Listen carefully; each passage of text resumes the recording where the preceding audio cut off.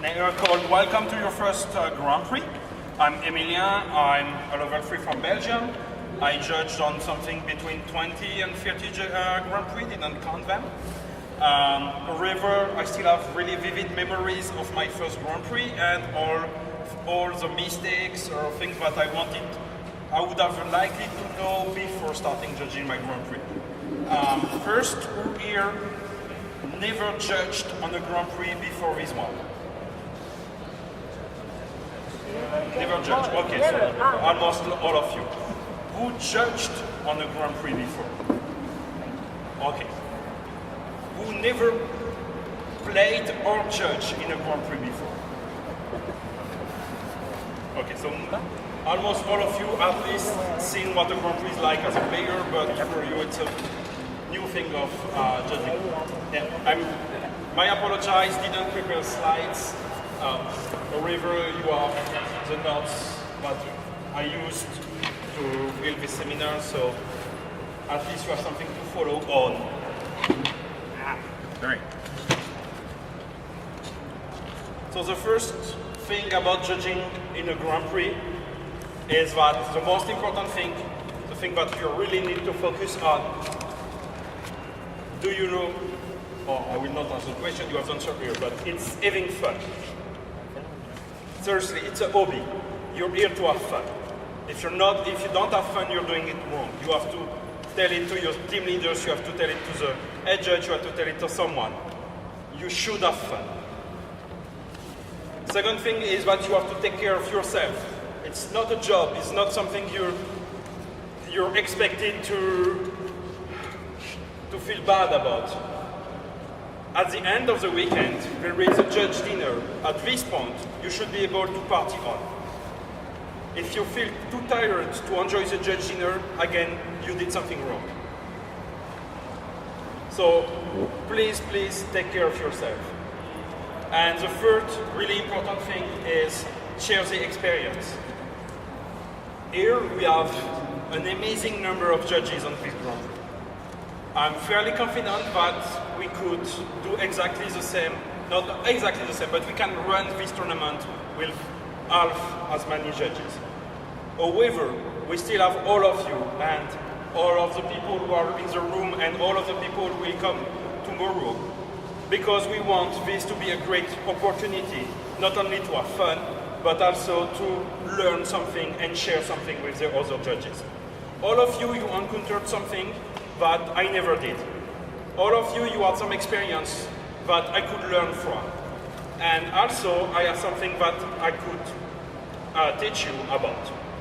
Use this opportunity to talk with other judges in your team, to talk with other judges outside of your team, to talk with judges you never talked with before, and learn something from them and teach them something. This is why we have that many judges at the Grand Prix, because we want the Grand Prix to be an awesome opportunity for everybody to share what they know, and to be sure that what is going right in a community is not going right in this community, but just get shared all over the continent and all over the world. We have judges from other continents as well, especially because of that, because we want to be sure that the good practice gets shared. And last thing, in case of doubt, you're not sure what to do, refer to Rule 1, have fun. Again, you're here for the hobby, you're here as a volunteer, you're here because you enjoy judging. Make sure that you enjoy this experience. So the second thing is, what is the difference between a Grand Prix and any event you may have judged before? I don't know here who judged on a PTQ before. Okay, what size are the PTQ where you usually judge? Sorry? 100 and something, so below 200. Here I don't know how many people will get on this Grand Prix, but a Grand Prix these days is usually at least 1,000 players. 1,000 players is like, it's crazy, it's a crazy amount. You cannot deal with this amount of players in the same way that you deal with 200, 300, 400 events. That doesn't work. We need specific things. So we have a lot of differences between a Grand Prix and the kind of event you usually judge. For this, for example, we have teams. We have teams with specific responsibilities, specific tasks, and you remember this team usually all day long. We also have teams with different schedules because our event is a really, really long event. We have 9 rounds, plus building, plus listing, and the rounds on the Grand Prix are usually longer than in one of your local events because you have more potential for things to go wrong, because you have more results to enter, because the logistic is just higher. So the days are really long, and because we don't want judges to do everything and get tired at the end of the first day or even at the end of the weekend, we have different shifts, hence why we have different teams. In the team, we also have a hierarchy which is a little more complex than the usual head judge, floor judge. We have team leaders. The team leaders are the ones who have the responsibility that their team performs the task that the team is supposed to do. So usually you will not refer to the head judge because he cannot deal with the 80 or 60 judges we have on staff. That's just too many for him to solve all your problems, so you refer to your team leader first. I will go later on what you should consult your team leader with and what you should involve the head judge with. Another difference we have with your local events, you have people, judges and players who speak different languages. I don't know where you judge usually, but for example in Belgium we have people who speak different languages in the whole country, so that's not really different. But in a lot of countries, like France or Germany, the judges are expected to encounter only people who speak their own language. Here it's not the case. So we have to find a way to communicate, and usually we speak in English together. However, if you find that you and your judge buddy all speak Chinese and you feel more confident to do it in Chinese, sure, go for it. Because of the language thing, we have to make sure that when we communicate with players, they really understand what we are telling them. So we need to be sure that we speak more slowly, that we check for confirmation that they understood what we were trying to do, to tell them, and sometimes we may need a translator. For this, it's really important to understand in your team who is speaking which languages. The team leader should, at the start of the day, during your team meeting, make sure that you get this information.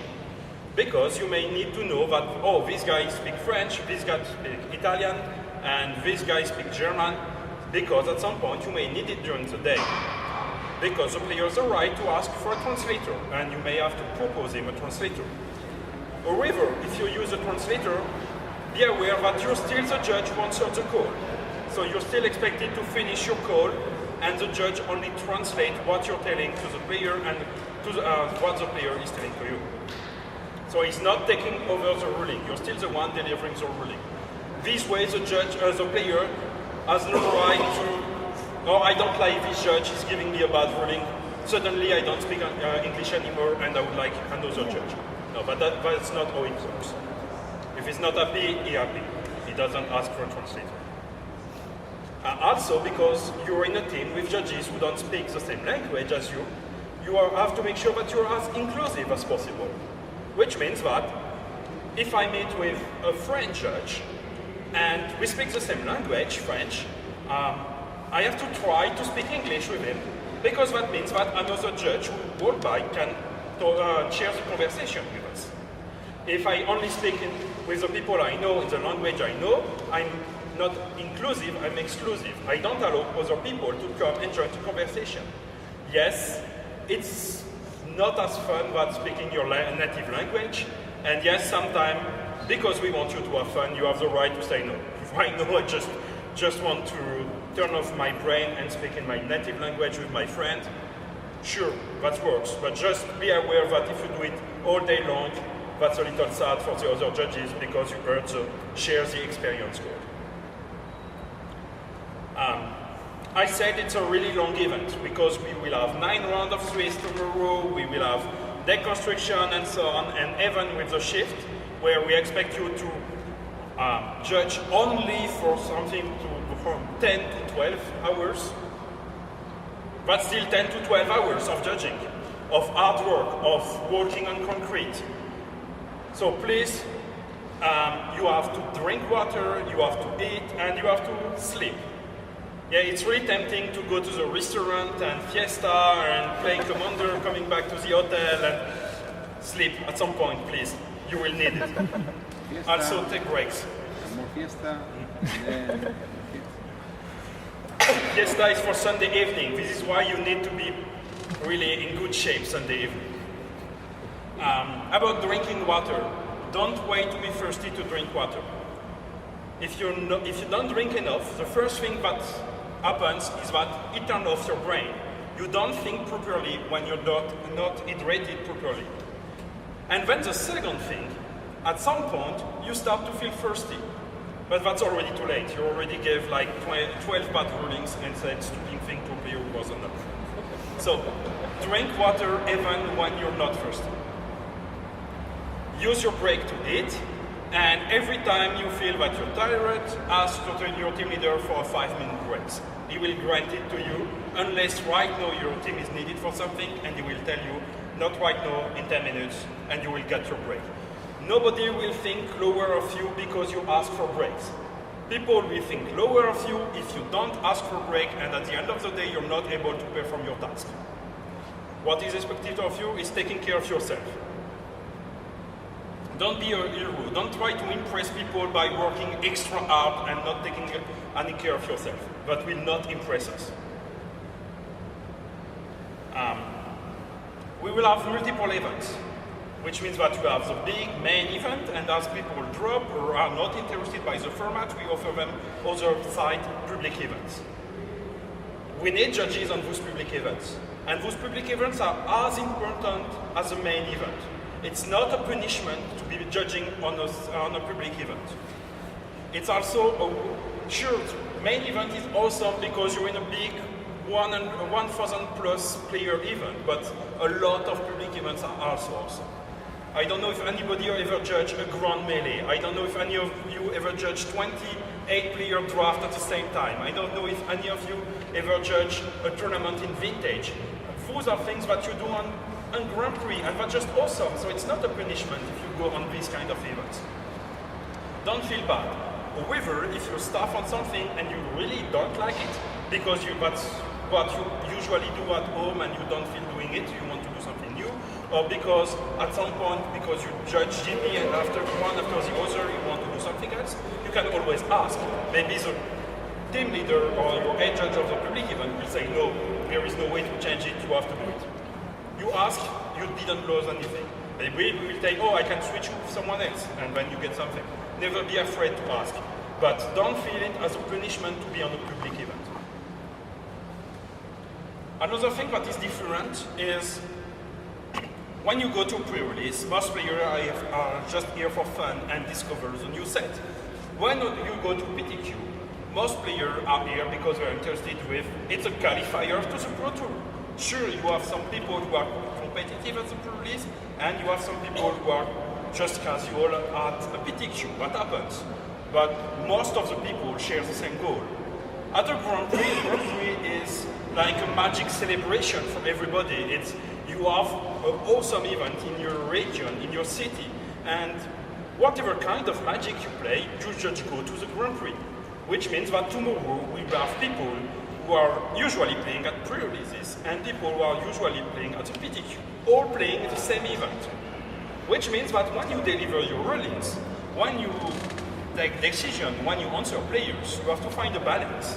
You have to figure out, is the guy or the girl I'm talking to interested by the competitive aspect of Magic or more with the casual, friendly aspect of Magic?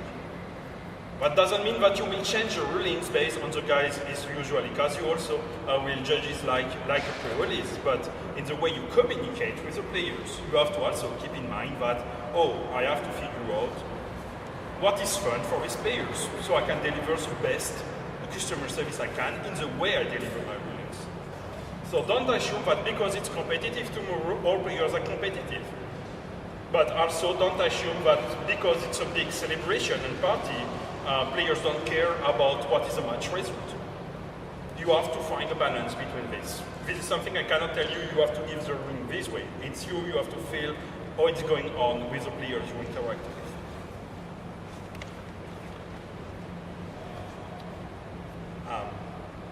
As I already said, share the experience is one of the goals, which means that you have to focus also on the education. Educating yourself, educating your fellow judges. Use the other, we have in the room people from different levels. We have level 1, we have level 2, 3, 4. I didn't check if we have any level 5, but at least we have a lot of judges from different experience of judging. Maybe you never interacted with a level 4 before. Maybe you don't even know what the level 4 is doing as a judge. Use this opportunity to know, to learn, ask them. If they are busy, they will tell you. But if they are not busy, they will be really happy.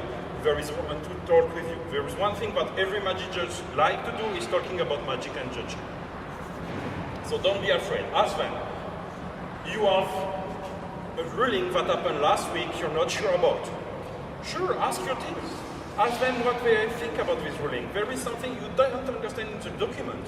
Use this opportunity to ask to the people who write the documents.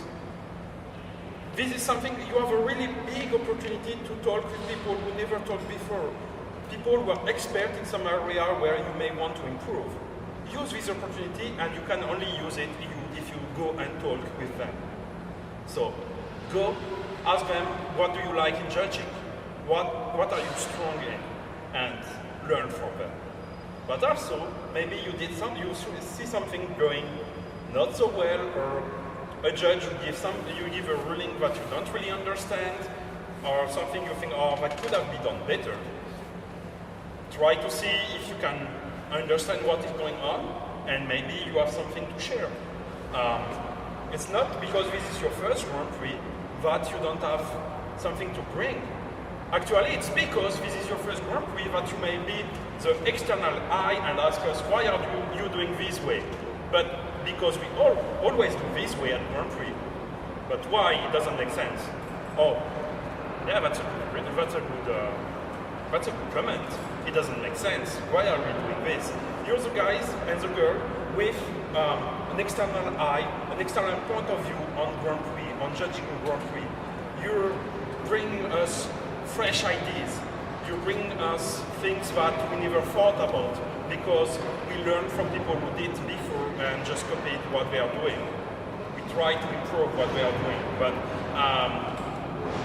you bring us something that is totally new and cannot be powered with any other experiences.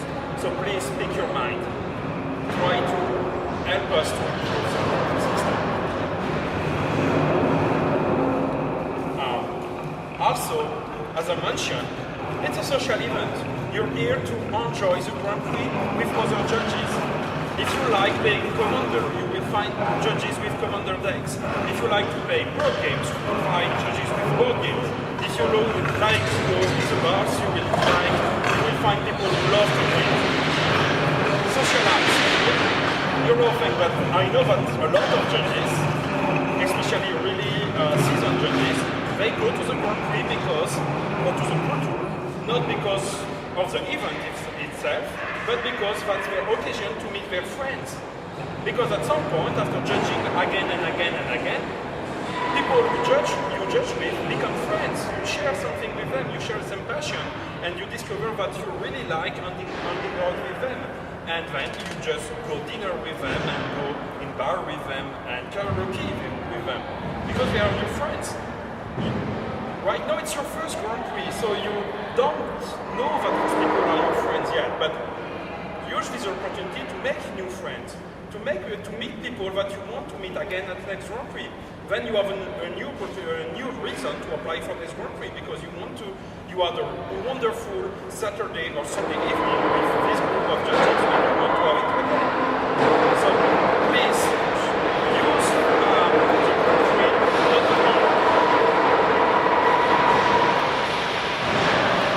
to be something about magic, but also to be something enjoying other people. Try to figure out who is liking what and try to find some activities you want to do outside of the group.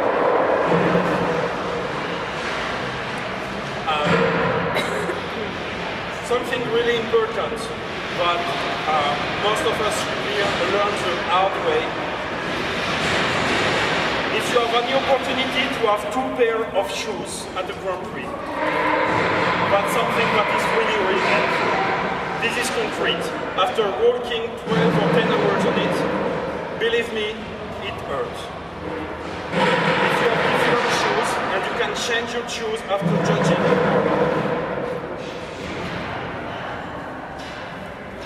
so, if you have any opportunity to change your shoes after judging, just so you can rest your feet, do it. If you don't have this opportunity, next Grand Prix, please bring an extra pair of shoes.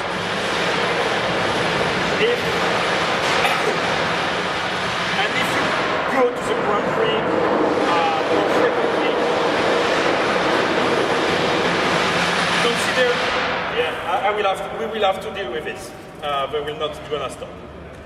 So, if you continue to go to the Grand Prix, consider investing in some gel that you can put into your shoes. This is one of the best judging advice I've ever got.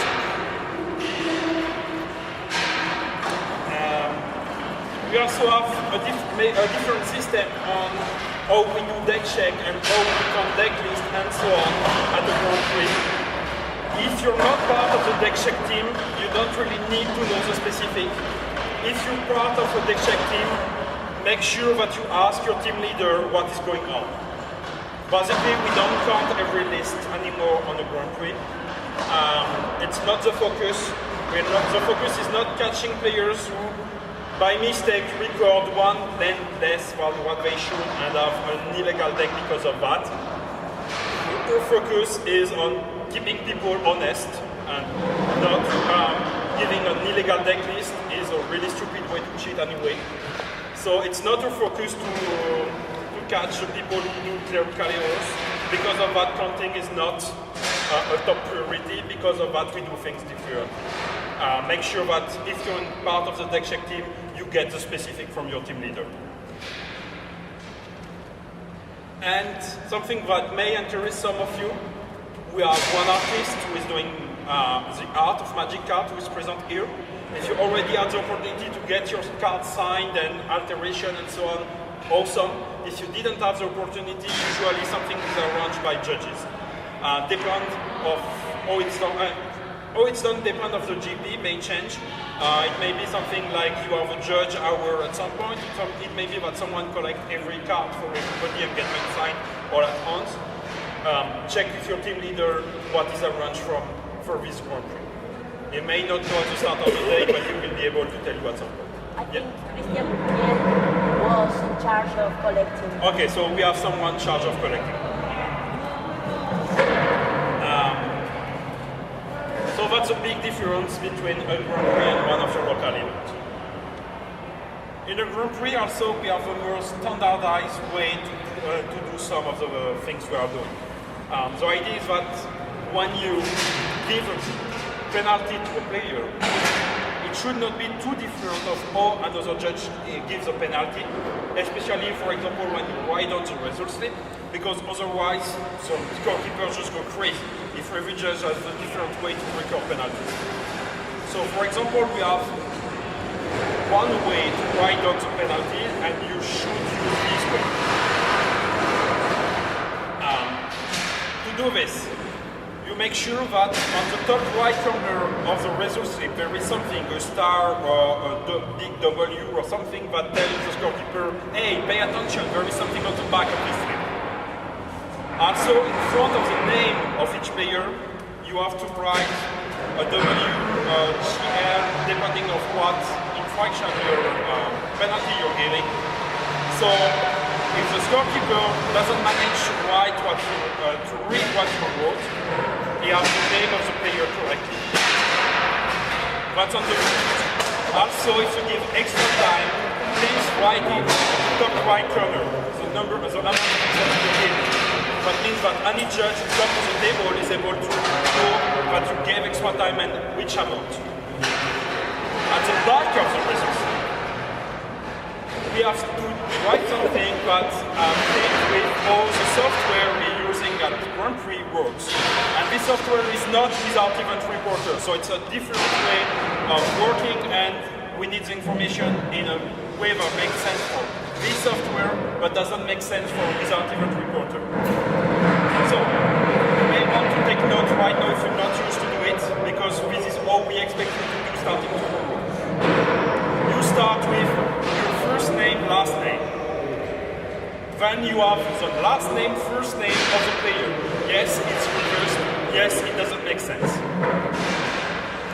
Then you go with the penalty itself, the infraction itself. Infraction, you don't have to write on everything, you can just write the first letter if that makes sense, like DEC for going through a card. Yes, you have all information on this. Can we have an example? Let's see. First name, last name of the judge, last name, first name of the player, infraction, then a short description of what happened, less than 10 words. If you're doing more than 10 words, you need to summarize more than that. Please don't write down the name of any card that the opponent didn't see, because the opponent may see the results. And then just the actual penalty that you gave. As I said, on the top of the front of the slip, letters so that the scorekeeper is able to get the name correct if he cannot read what you wrote, and something in the top right corner because the scorekeepers may want it to pay attention to a P for penalty, a star, or whatever. Something that will tell who's the information you're looking for. If a player is not here, plays match, it happens, it's sad. You do it like on top, with the no-show thing. You fill out the result correctly, make sure that you have the correct people winning the match, and then you write no-show the draw box. That means if this player doesn't come to the scorekeeper before the end of the round, he's dropped. If he comes and says, I missed my match, he's not dropped. So please write it this way. Also because we really want to this event to finish on time. That means that we need you to be efficient when you give any ruling. Because if you give everybody, you give a ruling 20 minutes of extra time, you will not finish this event before midnight. So, when you go to a table, you identify what is going on. You explain to the players what is your ruling. You eventually fix the game if you have something to fix, and you penalize accordingly. You're doing this 4-step process. Identify, explain, fix, and penalize. If you come to a table and there is a disagreement between players, what happens? Even if both players are of good faith, they may misunderstand or misremember something. If there is any kind of disagreement, immediately you separate the players. So this way they have less chance to contaminate each other's story. That's a really great tool that will be useful for the head judge later if he's involved.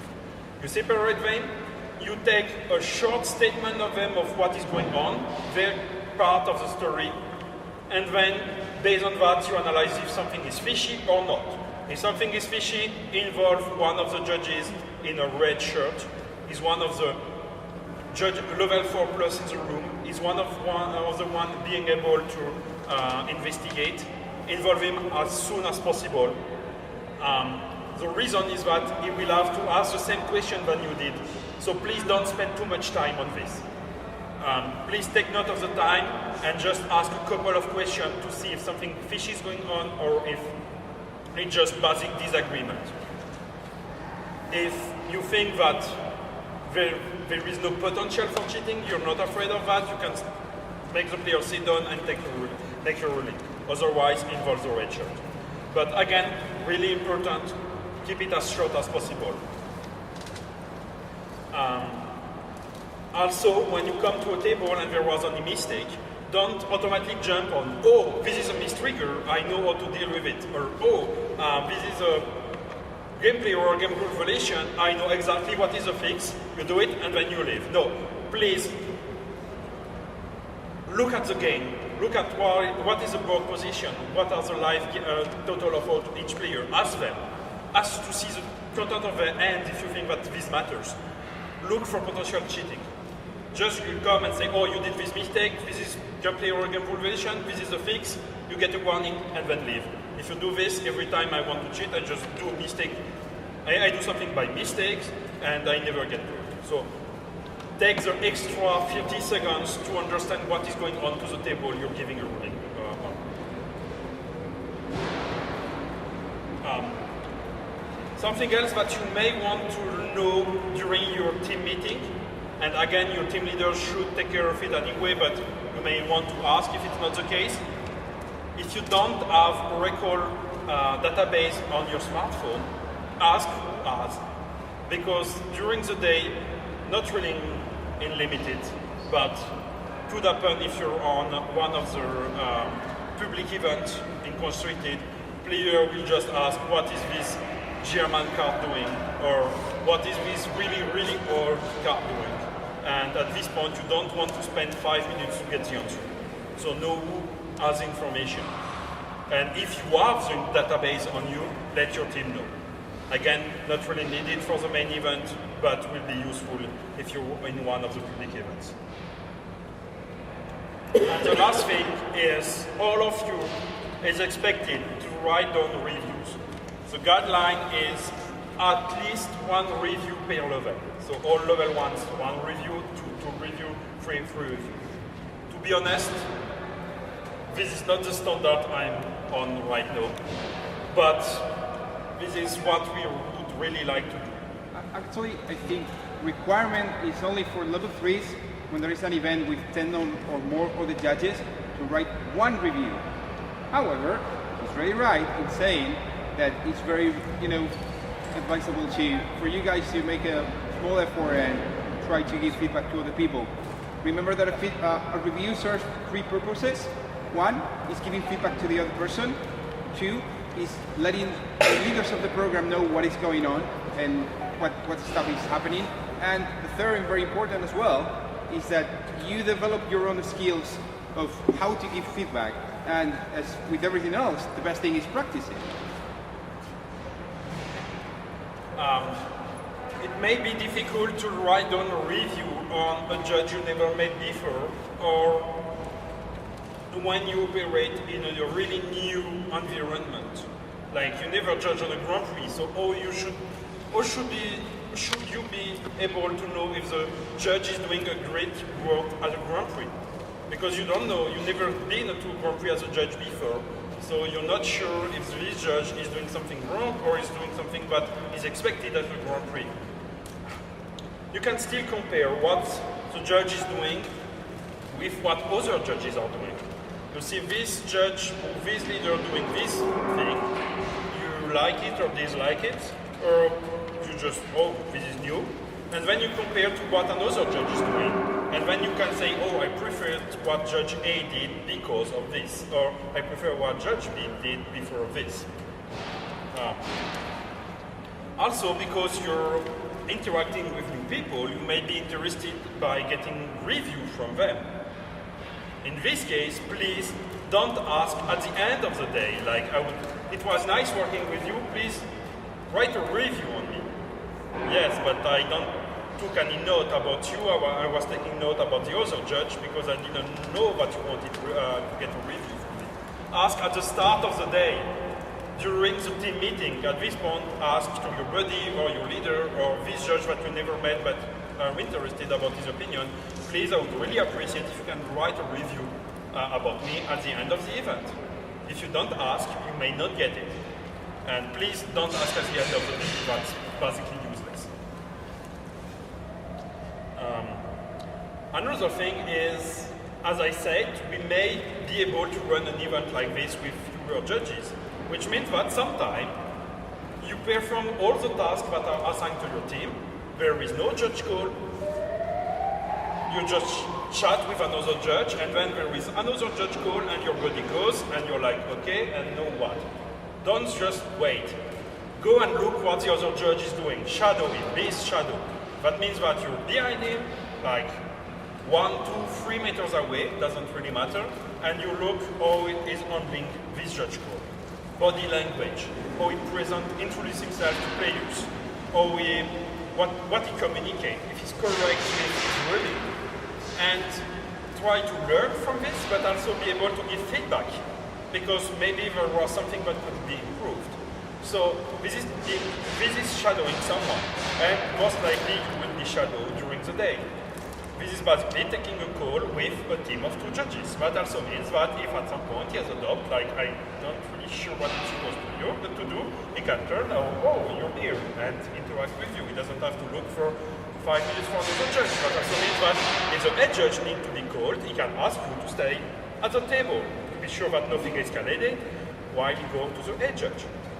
That also means that if anything happens, if he has to separate the players, for example, one of the judges can stay at the table while the others take to the players who have been taken away from the table. So that's basically working in team with another judge. And really conveniently, most of the schedule you are paired with another judge. You may look at the schedule and see that you are actually linked with another judge. It's your judge buddy. It's the one you are expected to shadow and be shadowed by. Again, if you want this to be changed, you can always ask. And make sure that at the end of the weekend, you have something to bring back to your local community. A new technique on doing something, a new knowledge, a really interesting discussion that you had with another judge that you want to share with your local judges. Make sure that you just come back home with boxes, foil, and awesome memories, but also with something that you can share with your actual community, and that you can prepare this, take notes, this is something I never thought about. As I said, it could be anything, new technique, topic of discussion, knowledge, but make sure that you can teach it back when you come back to your community. That you're the judge who went to a Grand Prix. You're the judge who knows something that your local community doesn't know, and you change that, make them also aware of what you done. Do you have any question about what you're supposed to do tomorrow? Yes, I was told now by a judge more experienced about the body's way of making things. Okay. I would like to know a little more. About the buddy system? Yes. Okay, so as I said on the schedule, every judge should be teamed with another judge. When you look at the schedule, it should be really visible that this judge go with this one, this judge go with this one. That's how we expect you to be paired during the day, and most likely it's a judge you never met before. Because there is no point to tell you to hang out with the judges you know. That's what you already do at the Grand Prix. So that's something you never judged before, most likely, and that's your target number 1 for writing a review on, and that's your target number 1 for shadowing. However, during the day, you may be given tasks that make it not possible. The event comes first. You cannot say, no, I cannot distribute fruits resources because I have to stay with my buddy. No, it doesn't work. That means that when you're not busy and there is no judge call, no task to do, instead of just going straight to the people you know to talk with them, you go straight to your buddy. But that's it. When you have nothing to do, you go to your buddy. You go to your buddy and you either shadow him or her, or you start discussion could be about magic, could be about policy, could be about interesting ruling they got, could be about what non-magic thing they like to do, could be about what they plan to eat this evening, whatever. Just this is the people who like you to socialize with and to write a review with if you don't have anything specific. Okay, thank you. Yes. You have a rules question. You are not sure about the fix. You go to check with the head judge or with your team leader. Okay. So, you have a question you're not sure.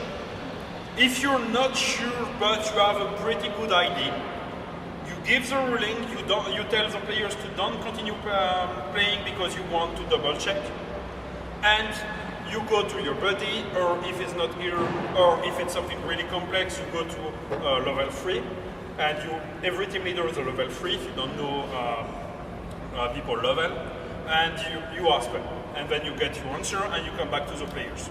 And you confirm, yes, this was the correct ruling, you may continue playing, and give them extra time. If you have absolutely no idea, you do the same thing without giving a ruling first. But most likely you have a kind of idea, and you're able to give them a ruling first. The idea of giving a ruling first is that you don't damage your image towards those players because you knew, and they will appreciate anyway that you take the extra step of confirming your ruling. Going to the team leaders or going to the head judges. For everything that is investigation for cheating, you go to the head judge. For everything that is appeals, you go to the head judge. And for everything that is deviation, don't do it, but if you really, really want, go to the head judge. For everything that is game losses, for everything that is complex stuff or unexpected stuff, and for everything that is backup, you go to a level 3, and your team leader is a level 3. For everything that is related to the tasks of your team, you go to your team leader. Like, I noticed that nothing has been posted, and we've been waiting for 15 minutes. You don't wait for 15 minutes, and you go to your team leader if your papers team. Any other question? You know perfectly exactly what to do tomorrow morning. No. So you have questions. Anything I can help you with? We're expected to write a review about our party.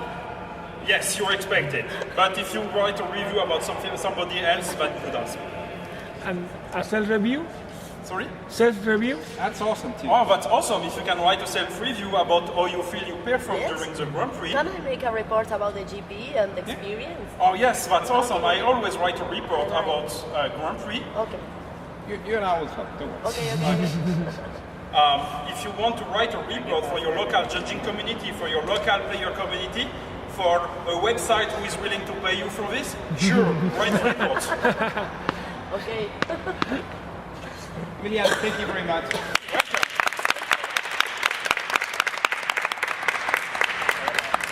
Thank you. By the way, he did most of the work. All the preparation was him. I just presented. Another applause. It's record. So let's take a minute to please fill out this.